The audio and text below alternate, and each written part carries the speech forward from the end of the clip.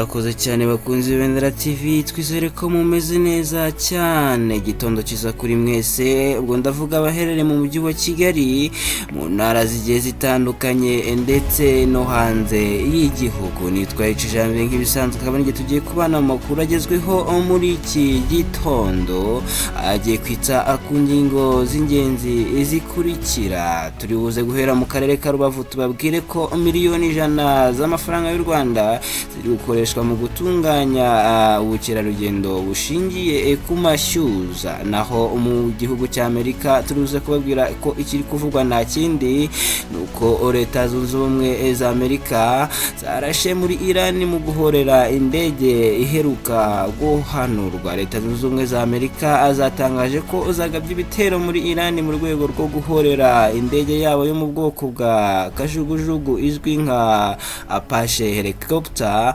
ivuga ko yarashwe mu minsi yashize. Naho makuru y'imikino ho turaza kubabwira ku gikombe cy'isi gikomeje kugarukwaho, ariko tubabwire ko umuhanzi w'umunya-Nigeria rurangiranwa mu muziki azaririmba mu gitaramo cya FIFA gitegura igikombe cy'isi cya 2026. Kunzi Ibendera TV rero nizere ko mukomeje kubana natwe muri aya makuru. Izo nizo ngingo z'ingenzi tugiye kwitsaho muri aka kanya, cyo mbasaba abantu kudakura urushinge kugira ngo dukomeze tubane gatanu kuri gatanu. Ariko kandi ngiye wishimiye cyangwa wanyuzwe n'ibyo tubagezaho, turagusaba gukanda like, share, comment kugira ngo dukomeze kubana gatanu kuri gatanu. Tubahaye ikaze rero muri aya makuru.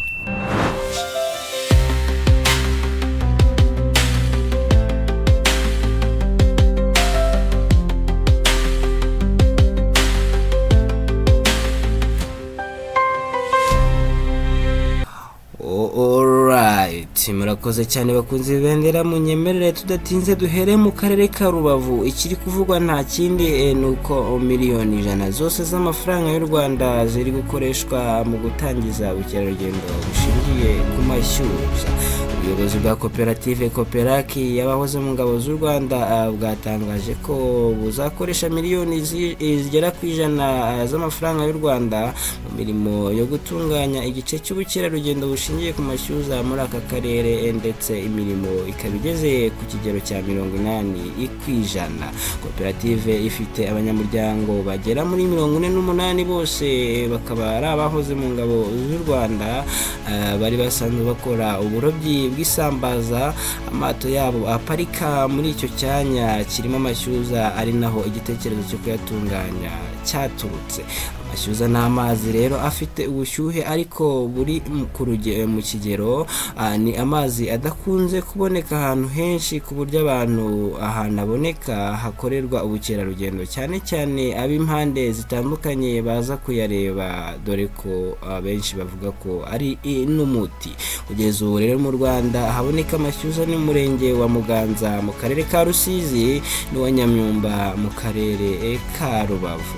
Sabyimana Innocent, perezida wa koperative yita ku isuku ikanabungabunga umutekano ku musozi wa Ruganji, ari naho ubaho amashyuza, mu kiganiro n'itangazamakuru yahamije ko imirimo yo gutunganya aka gace igeze ku kigero cya 80%.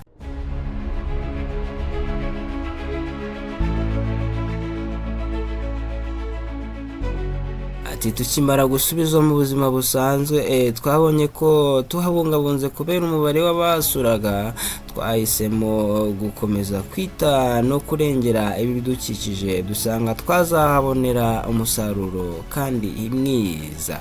Imirimo rero yo kuhatunganya kugeza ubu ngubu ikaba igeze kuri 80% nk'uko yabivugaga. Yongeye gushimira kandi ubuyobozi bw'akarere ka Rubavu bwabahaye aho bakorera, kandi bugakomeza no gukomeza kubagira inama umunsi ku munsi mu kwiteza imbere kwabo. Ati byaratunejeje cyane, dushimira leta ikomeje kutwitaho no kutugira inama umunsi ku munsi.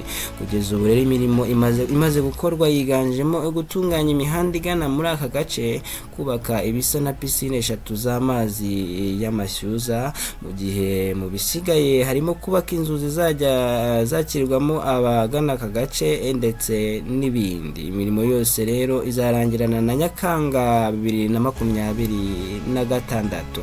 Abagize koperative bamaze imyaka 3 bahawe kubungabunga icyanya kirimo amashyuza ya Rubavu, ndetse bajyaga gutekereza kuhavugurura. Bari bafite ubushobozi miliyoni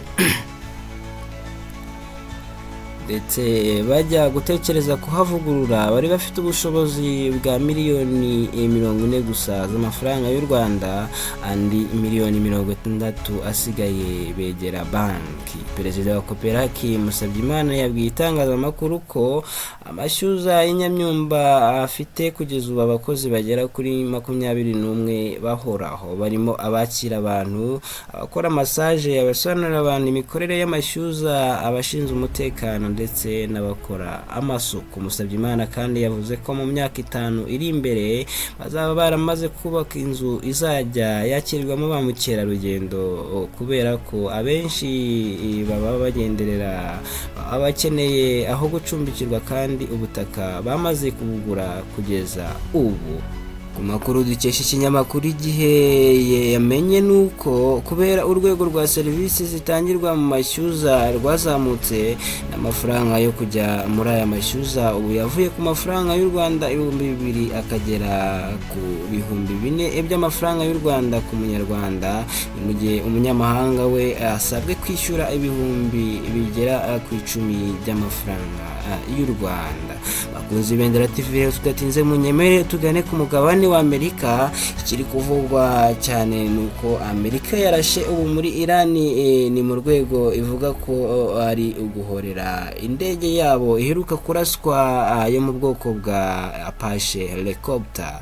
Leta Zunze Ubumwe za Amerika zatangaje ko zagabye ibitero muri Iran mu rwego rwo guhorera indege yabo yo mu bwoko bwa kajugujugu zizwi nka Apache helicopter, ivuga ko yahanuwe na Iran mu minsi ishize. Ubutumwa bwo kuri X, ingabo za Amerika zikorera mu burasirazuba bwo hagati CENTCOM zanditse nuko kuva saa 4 z'ijoro ku isaha ngengamasaha ya GMT zagabye ibitero kuri Iran byo kwirwanaho no gusubiza ku cyahanuye indege yabo.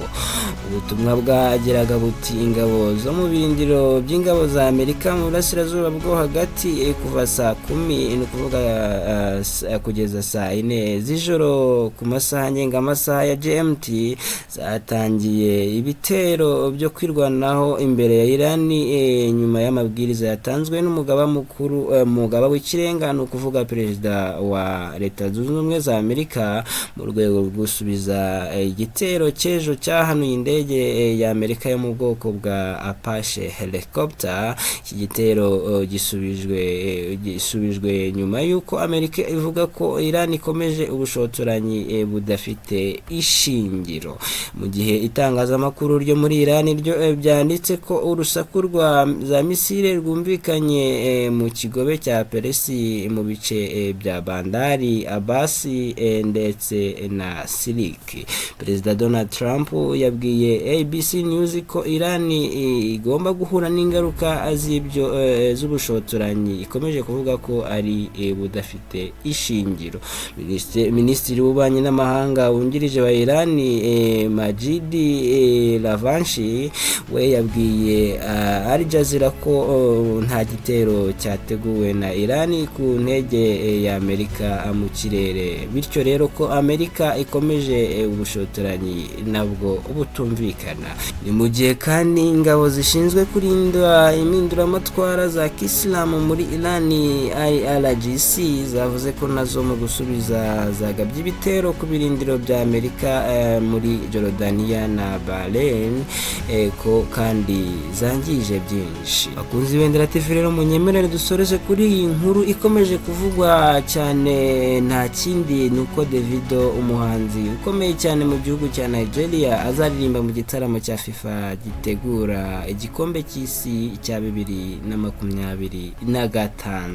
Umuhanzi w'icyamamare muri Afrobeat Davido ari mu bazasusurutsa abakunzi b'umuziki ndetse n'umupira w'amaguru mu gitaramo gikomeye cya FIFA gitegura igikombe cy'isi 2026.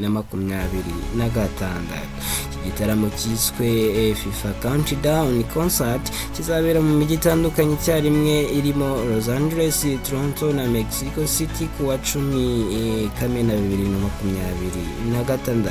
Davido azataramira mu mujyi wa Los Angeles aho azahurira ku rubyiniro n'abandi bahanzi barimo itsinda rya Major Lazer rya J-Pro ndetse hakazagira n'abandi biyongeramo uko bazagenda bamenyekana nyuma. Iki gitaramo cyateguwe na FIFA ku bufatanye na Grammy Award hagamijwe gutangiza ibirori byo kwakira igikombe cy'isi 2026 no guhuza abakunzi b'umupira w'amaguru n'umuziki ku rwego mpuzamahanga. Ibitaramo bizahuzwa n'ikoranabuhanga bikarebwa ku isi hose binyuze ku mbuga zitandukanye za FIFA ndetse na live stream kugira ngo abafana bari ahantu henshi hatandukanye babashe kugikurikirana.